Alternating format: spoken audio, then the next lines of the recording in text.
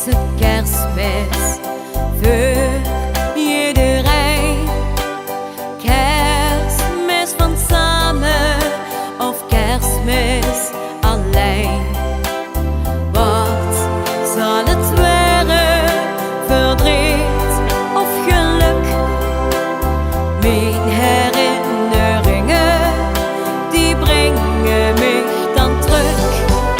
Met kerstmis dan denk ik nog altijd aan dich. Dan deze week heel even bij mij.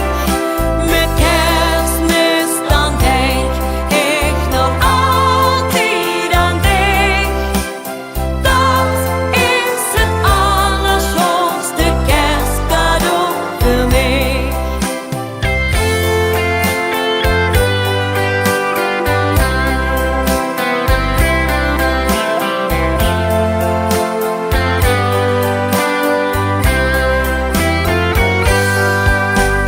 Zo is het leven.